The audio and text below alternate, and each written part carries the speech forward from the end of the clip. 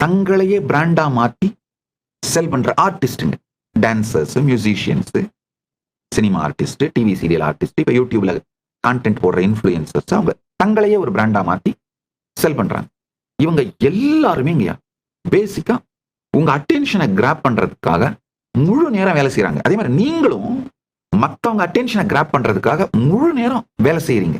இந்த attention grabbing human பீயிங்ஸோட number அதிகமானதுனால, அந்த attention கிராபிங்கான mechanisms, possibilities அதிகமானதுனால, மொத்த உலகமுமே உங்க செல்போனுக்குள்ள வந்ததுனால, நாம எல்லாரும் கிரௌடுக்குள்ளேயே ஒரு தரம் கூட வாக் பண்ணலனாலும் ஓவர் கிரௌடட் சிவிலைசேஷனுக்குள்ளதான் இருக்கும். அதை முதல்ல புரிஞ்சுக்கோங்க.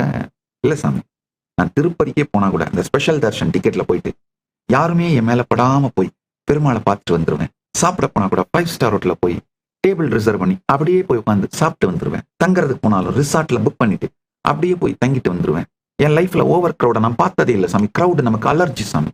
அப்படி இருந்தீங்கன்னா கூட செல்போனோடு சேர்ந்த வாழ்க்கை எப்போ பல பேர் உங்க அட்டென்ஷனை கிராப் பண்ற ஈகோசிஸ்டத்துல, இல்ல நீங்க பல பேருடைய அட்டென்ஷனை கிராப் பண்ண வேண்டிய அவசியம் இருக்கிற இந்த ஈகோசிஸ்டத்துல வாழறீங்களோ, அப்பவே நீங்க ஓவர் கிரௌடட் சிவிலைசேஷனோட பாகமா தான் இருக்கீங்கயா.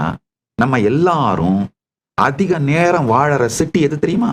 மும்பை, சென்னை, பெங்களூர் கிடையாது. Internet. At any given time உலகத்தோட எந்த வினாடியிலும் 3 பில்லியன் பீப்புள், அதிகபட்சமா 3 பில்லியன், குறைந்தபட்சமா 2.6 பில்லியன் பீப்புள் வாழுகின்ற சிட்டி இன்டர்நெட். நம்ம எல்லாருமே மனதளவிலே, உணர்வளவிலே இந்த ஓவர் கிரௌடட் சிட்டியான இன்டர்நெட்ல தான் வாழ்ந்துட்டு இருக்கோம்.